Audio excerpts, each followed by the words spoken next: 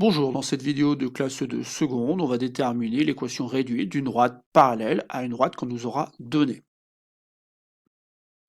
Donc l'énoncé n'est pas très compliqué, hein. Dans chaque cas, il faut donc déterminer une équation de la parallèle delta à la droite D qui passe par le point A.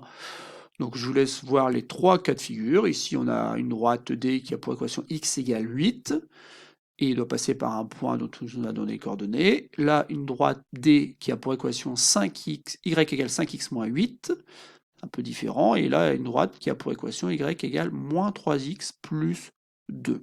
Donc voilà, donc il y a trois cas à examiner. Je vous conseille d'appuyer sur pause, d'essayer de déterminer donc dans chaque cas l'équation de la droite delta et de regarder la suite de la vidéo qu'après avoir bien sûr cherché ces équations droites. Donc petit a, la droite D a pour équation x égale 8, et donc la droite delta est une droite qui lui est parallèle. Ah bah, si elle est parallèle à la droite d'équation x égale 8, c'est qu'elle admet aussi une équation de la forme x égale quelque chose, x égale c. Alors le problème, c'est que cette droite doit passer par le point de coordonnées 2, 6, et donc ici, eh ben, la valeur de c, ce n'est rien d'autre que 2. Voilà, donc pour le petit a, c'est immédiat, hein, puisqu'il faut avoir deux droites parallèles, et donc l'équation de la droite delta que l'on cherche, c'est forcément x égale 2. Pour le petit b, ce sera un peu plus long, hein, parce que ici, en fait, la droite D a pour équation y égale 5x moins 8. Ce qu'on sait, c'est que si la droite delta est parallèle à la droite D, c'est que la droite delta a une équation réduite de la forme y égale 5x plus une valeur p qu'il faut déterminer.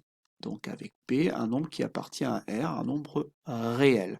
Donc il faut déterminer ce nombre P, et comment fait-on pour déterminer ce nombre P?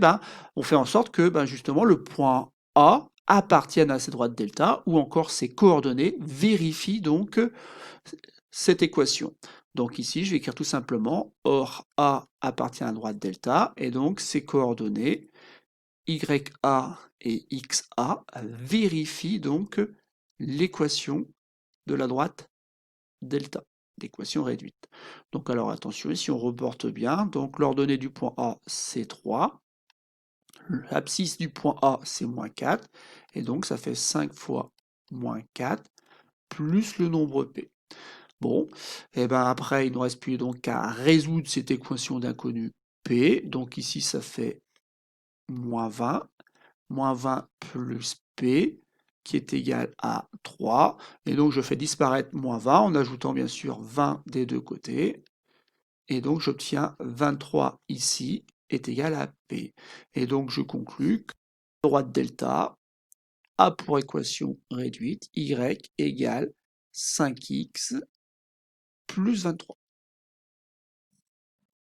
Donc voilà, donc c'est terminé pour le petit b. Il ne nous reste plus qu'à faire le petit c pour terminer cet exercice. Donc petit c qui ressemble finalement au petit b, hein, puisqu'on a encore une équation de droite qui n'est pas parallèle à l'axe des ordonnées.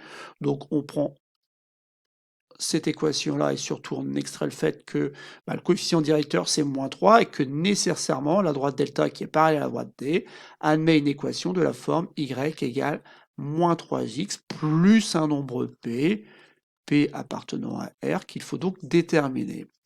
Donc vous avez compris, hein, or A appartient à la droite delta, et donc ses coordonnées YA est égal donc à moins 3xa plus ce fameux nombre P. Bon, on y va, hein, donc ça fait moins 1 est égal à moins 3 multiplié par 4 plus un nombre P. Bon, c'est aussi simple qu'au petit b, hein, puisqu'ici ça fait moins 12, et donc on trouve que P est égal à moins 1 plus 12, qui fait en fait 11. P est égal à 11, et donc la droite delta, finalement, admet pour équation réduite y égale moins 3x plus 11.